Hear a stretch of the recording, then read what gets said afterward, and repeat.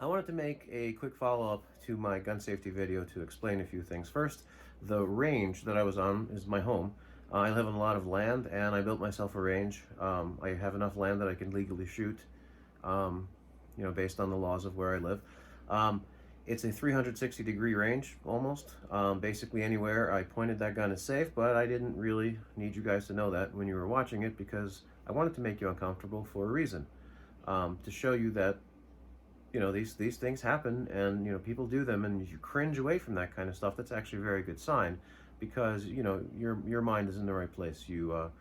If something unsafe makes you feel bad, then you know what something safe is and what something unsafe is, and that's a very good start. But what I really wanted to talk about was rituals.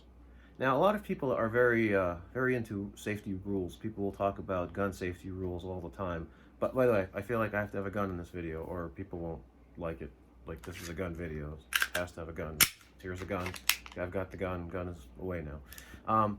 Yeah, so people are into rules. Don't do this, don't do that. Oh my God, this guy did that, and this guy broke this rule. Blah blah blah blah. Rules are a good starting point. Rules are important because you have to know, what they are. Especially if you're new, you don't understand what's going on. But rules are only a starting point.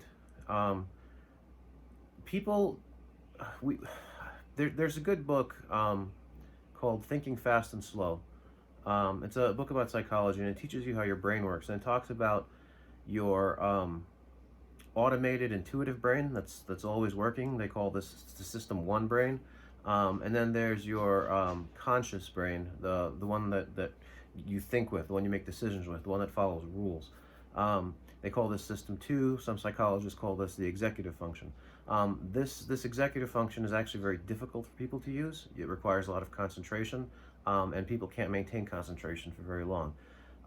The automated brain, the system 1, that's in charge. That's you, basically. It's all of your ingrained intuitive behaviors. Now, you can't control it except with deliberate conscious effort from system 2, or the executive function. And that, you can only control it to a limited extent. Now, I'm getting to a point. This is important for gun safety. So the thing about rules is, and another thing about the automated brain, the system 1, is that it can be programmed through repetition and muscle memory and brain pathway reprogramming. Like, for example, chess masters. A person who's just good at chess will take a long time to think 50 moves ahead. Well, not 50, but you know what I mean. Whereas a chess master can be like, look at the board, bam, go. That's where speed chess comes in. He's got what's called, or she's got expert intuition. These people have programmed their automated brain to the point where it automatically provides them with intuitive answers that are correct. Whereas for most of us, our intuitive answers, going with our gut, is usually wrong. And that's a very important thing for people to understand. So I'm going somewhere with guns with this. Rules are a executive functions system 2 thing. You think about rules, you understand why they're important, and it just doesn't matter, because that part of your brain is just almost never active.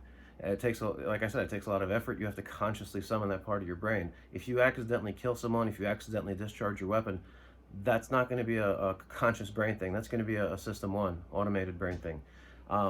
You have to program your subconscious mind to be safe with guns. Okay? You can't think about picking up a gun, clearing the gun, proceeding to dry fire. Or you can't think about picking up a gun, checking to see if it's loaded, before doing something else with it. These things have to happen automatically. And I talked about rituals, but I didn't stress enough about how important these rituals are. The rituals that you do over and over and over again, even when they make no sense, as they sometimes didn't in the first video. I'm holding a gun, I clear it, I put it down, I pick it up, I still clear it, I still look at it, even though I just put it down. It doesn't make any sense, but I have to do it because I have to program that subconscious mind. Rules get you killed. Rituals, patterns, muscle memory, brain pathway memory, these things are what saves your life. These things are what's going to save your loved one's life. And it sounds very complicated. Like, how do I reprogram my brain? How do I do this? Guns are so dangerous. Maybe I shouldn't have bought this gun. It's really not hard. It's actually very simple. Just believe in these rituals. Believe that they're important, and just do them. Just do them, even if they don't make sense, even if they seem stupid, even if someone makes fun of you, says, "You just checked that gun. Why are you checking it again?" Just, whatever guy, um, or don't even be whatever guy. Explain it. Explain it. Make sure that this person is safe too. Because that's what we all want. Guns are they're here. They're a part of our world. We can't live without them. If they all disappeared, yeah, we'd pick up swords and it would be great. I teach, sword fighting. So, the king.